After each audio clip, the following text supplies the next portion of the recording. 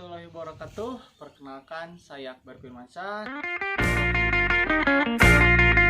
Saya merupakan guru di SDN Cisarua dan menjadi pembimbing tantangan literasi atau Lek Sambedas 2024.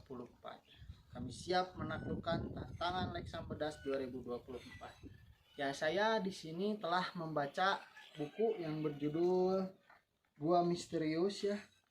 Saya memilih buku ini karena saya cukup tertarik dengan hal-hal yang misteri. Emang benar ya. Jadi di dalam buku ini terdapat misteri yang akan membawa seorang anak untuk meningkatkan keingintahuannya secara lebih jauh.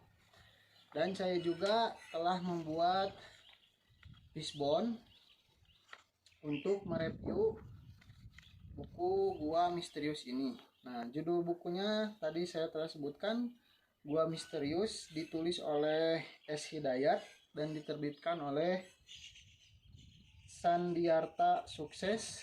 Jumlah halamannya ada 62 halaman. Yang pertama yaitu ada apa masalah yang ada dalam cerita. Jadi permasalahan di dalam buku Gua Misterius ini adalah anak SMP yang tersesat lalu mencoba untuk memecahkan masalah yang dihadapi. Lalu di manakah kejadiannya? Nah, kejadiannya itu ada di Gunung Merbabu, lalu di Gunung Wijaya atau lebih tepatnya di hutan. Dan kapan kejadian cerita tersebut? Nah, kejadiannya itu pagi hari. Lalu dalam buku tersebut disebutkan juga berhari-hari mereka tersesat dan bertemu dengan warga lokal Papua. Lalu mengapa mereka tersesat? Nah, jadi mereka tersesat itu karena seorang teman yang bernama Asri itu mengejar kupu-kupu. Namun ketika mengejar, dia tertinggal dari rombongannya. Untung saja diikuti oleh temannya, yaitu Pandu. Nah, sehingga pas mau pulang mereka lupa jalan pulang. Nah, siapakah tokoh utama dalam cerita? Nah, tokoh utama dalam cerita tersebut yaitu Asri dan Pandu.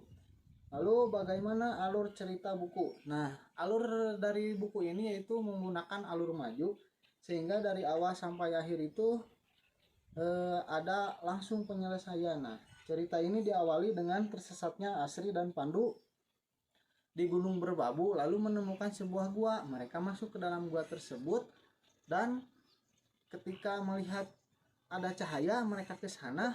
Lalu pas mereka keluar dari gua, mereka langsung ada di Gunung Jayawijaya yang ada di Papua. Nah, selama di Gunung Jayawijaya, mereka dikejar oleh ular dan ditolong oleh warga lokal di sana yang bernama Yuki.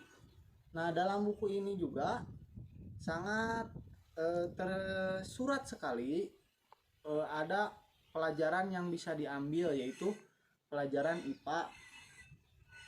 Nah, berkaitan dengan hal tersebut, mereka menemukan berbagai makanan ya, seperti ada yang mirip jeruk, lalu mereka menggunakan alat seadanya untuk menemukan apakah ini asam atau basa.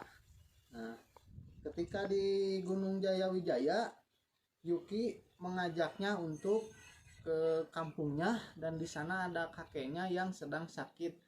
Nah, kata tabib di sana bahwa kakek tersebut harus minum obat.